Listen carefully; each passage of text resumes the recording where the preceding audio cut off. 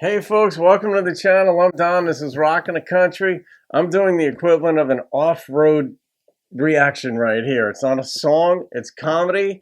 It's taken, it's sort of like a part two of Jeff Foxworthy's, the reaction I did to Jeff Foxworthy's first colonoscopy. This is Dennis Wolfberg. I dug into the vault for this one. This is like 40 years old. And I remember this routine. I've never forgotten it since the first time I saw it. I would rewatch every time it was on TV back then, or HBO or wherever it was, I'd watch it.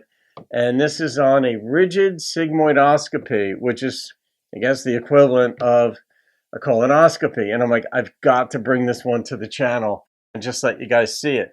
The video itself is, of course, blurry because it's like 40 years ago when I think everything was still in analog.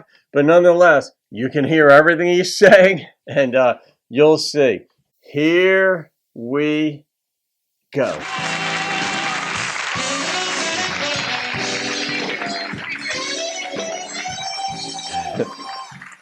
Thank you. How do you do? How do you do? How do you do? A pleasure to be here, and I appreciated your physical, Pat. But were it for a quake, a kind of a quirk of fate, I might have become a doctor myself. I could have been your surgeon, ladies and gentlemen. I actually was a pre-med student at Queens College in New York City. Not a school that frequently generates ovations, by the way. A school that academically ranks up there with the American Bartenders Institute. I didn't do particularly well as a pre-med. I got as far as organic chemistry, which at Queens was the course they say separated the men from the boys, and I didn't even qualify as a fetus having taken this course. I got a 15 on the final. What a brilliant performance this was, and I cheated my buns off to get that 15, not even a legitimate 15. The professor gave me an F-. I'll never forget this wicked woman. F-. She said, otherwise it wasn't fair to those who failed normally. Pre-med, and it was nice to see your physical. It was basically pain-free. I couldn't help but notice because I myself recently had a physical during which I experienced what might be the most single painful moment of my existence when my doctor inflicted on me a procedure known as a rigid sigmoidoscopy. Now, apparently some of you are familiar with this former Nazi torture technique. But I had never heard of this, and I couldn't believe they let a human being do this to another person without a formal declaration of war. My wife thought I had reached an age when it was appropriate for me to have what you call a precautionary physical. I'm in my late 30s, my very late 30s, I'm 42. Or 30-12, depending on your point of view. So my wife sets me up with this doctor who I later found out had graduated from the Joseph Mengele School of Medicine, apparently as their valedictorian, who, when I say gave me a complete physical, this was beyond complete, ladies and gentlemen. This was medical overkill as far as I was concerned. He tested me for things I did not need testing for, a yeast infection. What are the chances I'm going to sprout muffins at any point during this exam? What are the chances I'm going to break out in cookies? This man is looking for yeast. He tested me for things I did not need testing for, a sickle cell anemia. I'm a white Jew from New York. I don't need this test.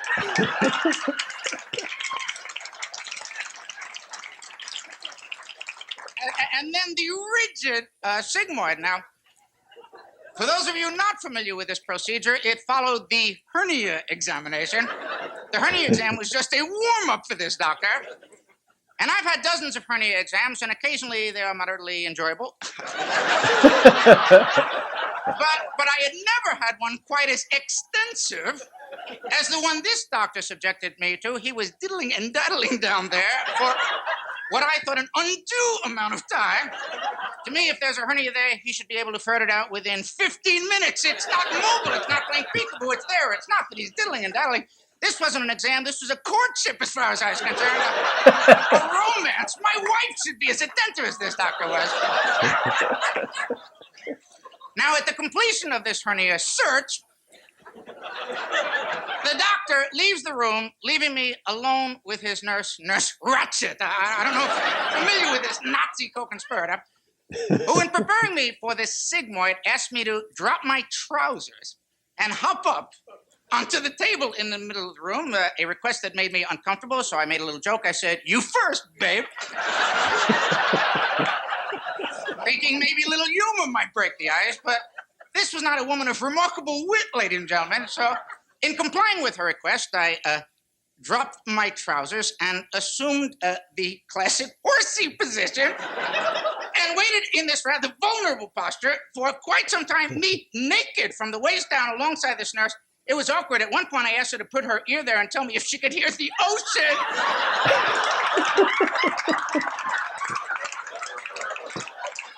We come to a lull in the conversation.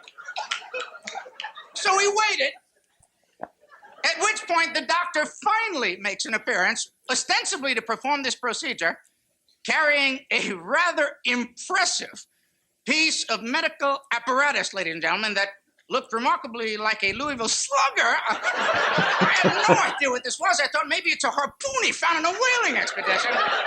Oh, I asked him what he was carrying, in both hands, I might add. He said it was a sigmoidoscope, a camera that, despite its rather prodigious dimensions, he was going to somehow insert, not insert, but ram into me for the purpose of taking pictures of my colon. Now, ladies and gentlemen, I am 42 years old, and never has anyone requested pictures of my colon before. I asked him if he wants it wallet size or an 8x10 glossy. It occurred to me that inserting something so large through an opening so small might create severe discomfort. So I asked him if this was going to hurt. To which he responded, and I quote, he said, "You might experience a slight cramp," he said, which is somewhat akin to telling somebody in the path of a tidal wave, "You might experience moisture." A slight cramp, knowing full well the incredible pain he was about to inflict, he should have said, "You're going to wish you were dead, boy. You're going to wish you were never born." And at this point in the proceedings, with no foreplay, none, with no warning whatsoever, he launches this torpedo so that within seconds it was hidden. The cramp was in my neck.